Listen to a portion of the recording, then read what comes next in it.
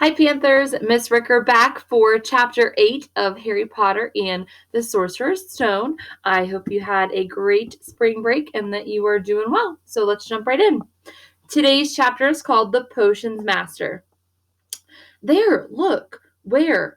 Next to the tall kid with the red hair, wearing the glasses? Did you see his face? Did you see his scar?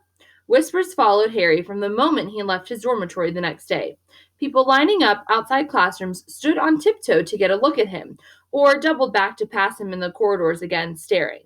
Harry wished they wouldn't, because he was trying to concentrate on finding his way to classes. There were 142 staircases at Hogwarts, wide, sweeping ones, narrow, rickety ones, some that led somewhere different on a Friday, some with a vanishing step halfway up that you had to remember to jump. Then there were doors that wouldn't open unless you asked politely or tickled them in exactly the right place, and doors that weren't really doors at all, but solid walls just pretending. It was also very hard to remember where anything was, because it all seemed to move around a lot.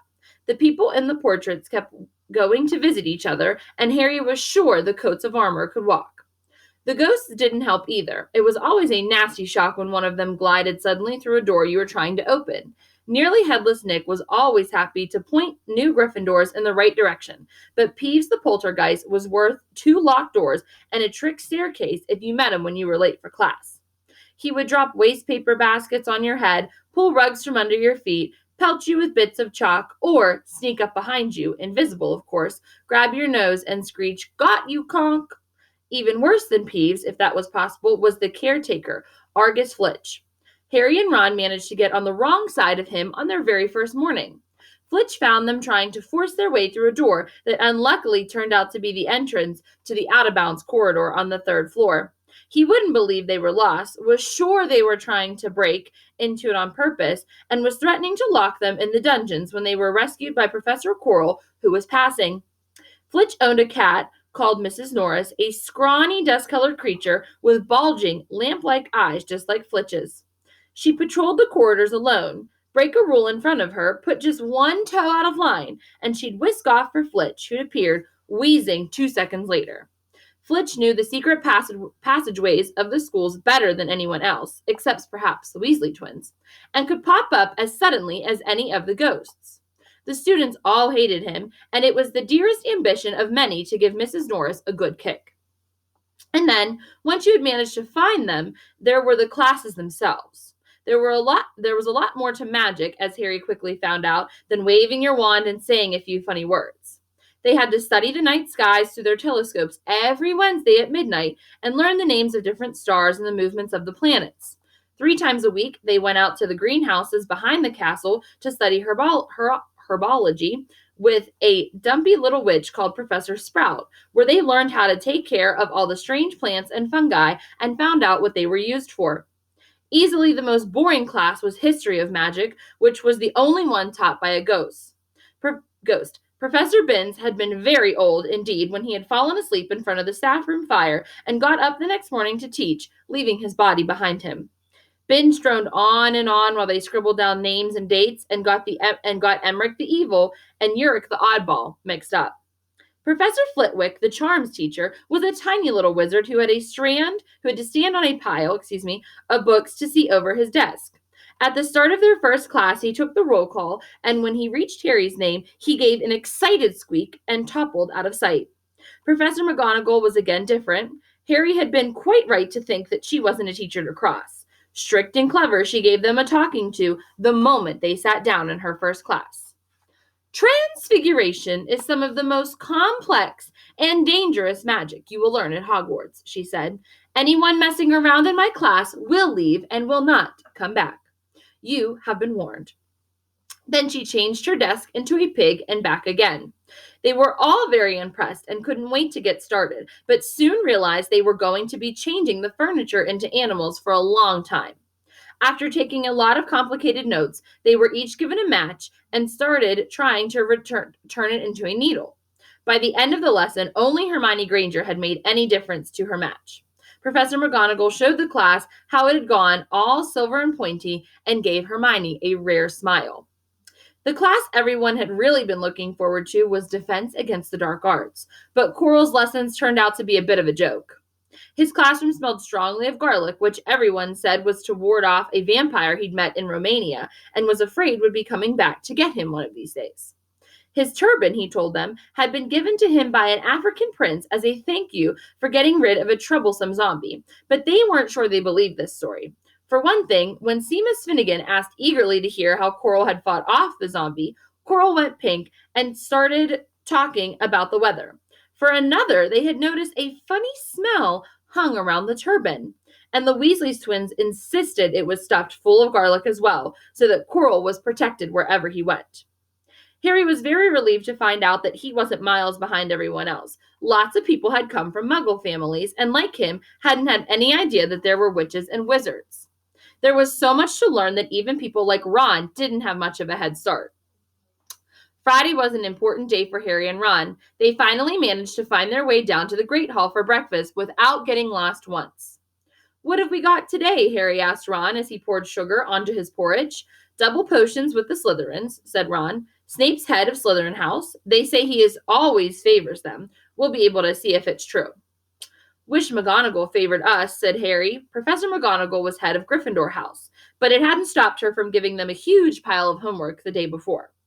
Just then, the mail arrived. Harry had gotten used to this by now, but it had given him a bit of a shock on the first morning, when about 100 owls had suddenly streamed into the Great Hall during breakfast, circling the tables until they saw their owners, and dropping letters and packages onto their laps. Hedwig hadn't brought in Harry anything so far. She sometimes flew in to nibble on his ear and have a bit of toast before going off to sleep in the owlery with the other school owls. This morning, however, she fluttered down between the marmalade and the sugar bowl, dropped a note onto Harry's plate. Harry tore it open at once. It said in a very untidy scrawl, "Dear Harry, I know you get Friday afternoons off, so would you like to come and have a cup of tea with me around 3? I want to hear all about your first week. Send us an answer back with Hedwig. Hagrid." Harry borrowed Ron's quill, scribbled "Yes, please, see you later" on the back of the note, and sent Hedwig off again. It was lucky that Harry had tea with Hagrid to look forward to, because the potions lesson turned out to be the worst thing that has happened to him so far. At the start of the term banquet, Harry had gotten the idea that Professor Snape disliked him. By the end of the first potions lesson, he knew he had been wrong. Snape didn't dislike Harry. He hated him.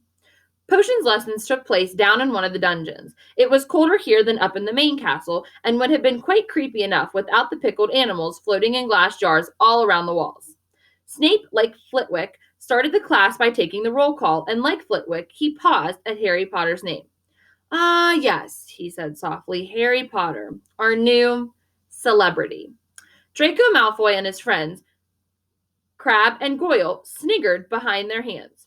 Snape finished calling the names and looked up at the class. His eyes were black like Hagrid's, but they had none of Hagrid's warmth.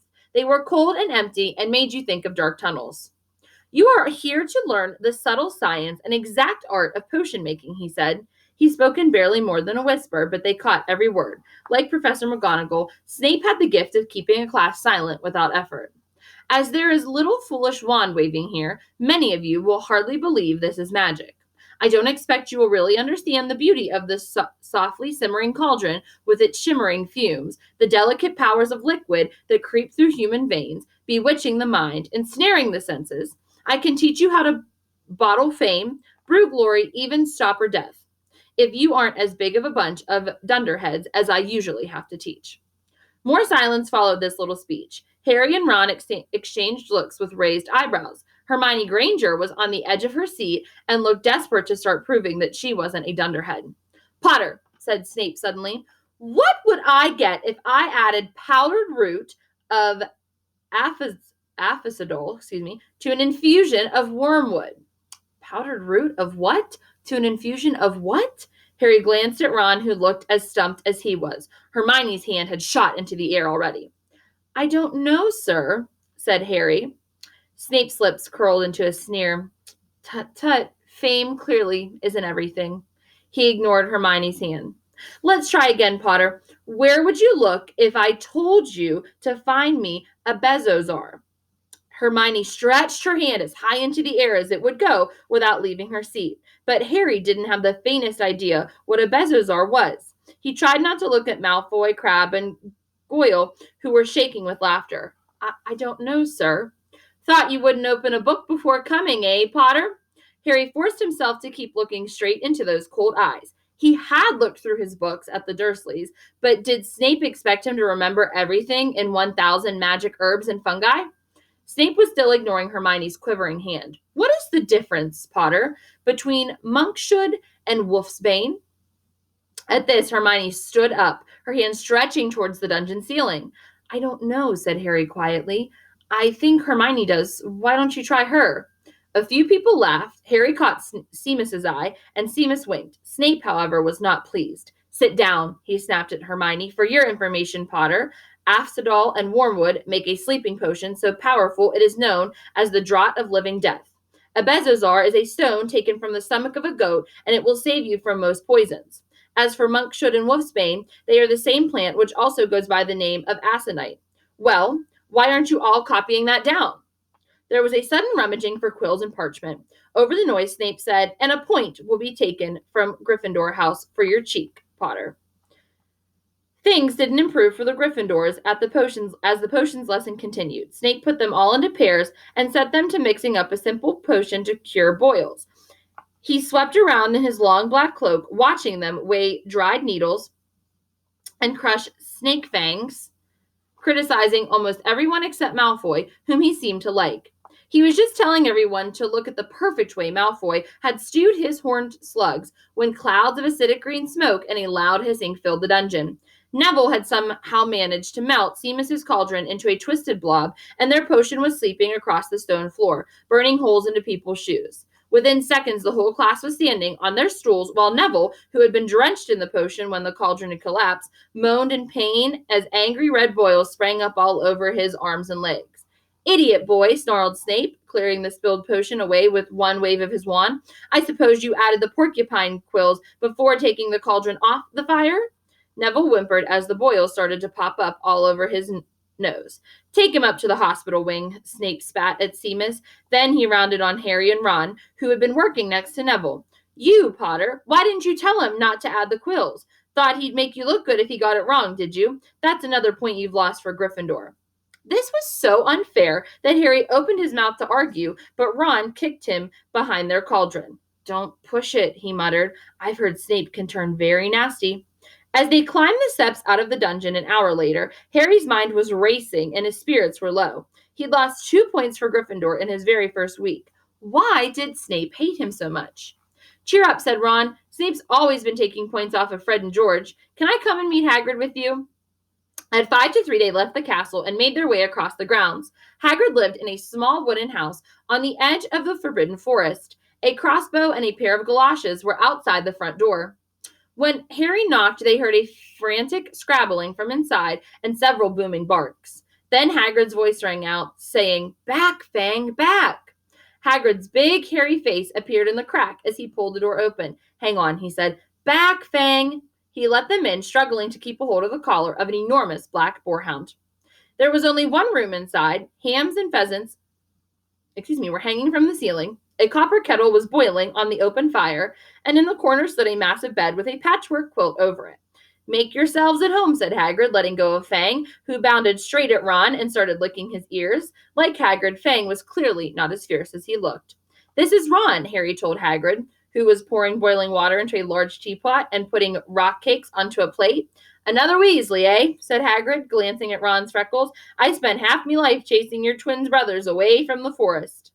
The rock cakes were shapeless lumps with raisins that almost broke their teeth, but Harry and Ron pretended to be enjoying them as they told Hagrid about their first lessons. Fang rested his head on Harry's knee and drooled all over his robes. Harry and Ron were delighted to hear Hagrid called Flitch that old git. And as for that cat, Mrs. Norris, I'd like to introduce her to Fang sometime. Do you know, every time I go up to the school, she follows me everywhere. Can't get rid of her. Flitch puts her up to it. Harry told Hagrid about Snape's lesson. Hagrid, like Ron, told Harry not to worry about it, that Snape liked hardly any of the students. But he seemed to really hate me. Rubbish, said Hagrid. Why would he? Yet Harry couldn't help thinking that Hagrid didn't quite meet his eyes when he said that. "How's your brother Charlie?" Hagrid asked Ron. "I liked him a lot. Great with animals." Harry wondered if Hagrid had changed the subject on purpose. While Ron told Hagrid all about Charlie's work with dragons, Harry picked up a piece of paper that was lying on the table under the tea cozy. It was a cutting from the Daily Prophet. "Gringotts break-in latest," it read. Harry continued to read the article. "Investigations continue into the break-in at Gringotts on July 31st, widely believed to be the work of dark wizards and witches unknown. Gringotts goblins today insisted that nothing had been taken. The vault that was searched had in fact been emptied the same day. But we're not telling you what was in there, so keep your noses out of it if you know what's good for you," said a Gringotts spokesgoblin this afternoon. Harry remembered Ron telling him on the train that someone had tried to rob Gringotts, but Ron hadn't mentioned the date. "Hagrid," said Harry, "that Gringotts break-in happened on my birthday. It might have been happening while we were there." There was no doubt about it. Hagrid definitely didn't meet Harry's eyes this time. He grunted and offered him another rock cake. Harry read the story again. The vault that was searched had in fact been emptied earlier that same day. Hagrid had emptied Vault 713. If you could call it emptying, taking out that grubby little package. Had that been what the thieves were looking for? As Ron and Harry walked back to the castle for dinner, their pockets weighed down with rock cakes they'd been too polite to refuse, Harry thought that none of the lessons he's had so far had given him as much to think about as tea with Hagrid. Had Hagrid collected that package just in time? Where was it now? And did Hagrid know something about Snape that he didn't want to tell Harry? Lots of questions as we go into chapter 9, so can't wait to see what's going to happen there. Chapter 8's question is, how is the mail delivered at Hogwarts? How is the mail delivered at Hogwarts? Remember to comment your answer below in Google Classroom or email Mrs. Fiskus. And here's the video clip for today.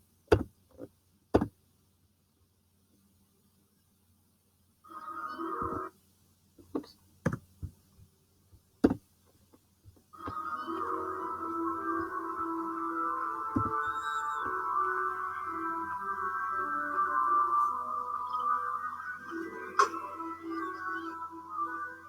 It's early for mail, isn't it? Time. I never get mail. Let's open it.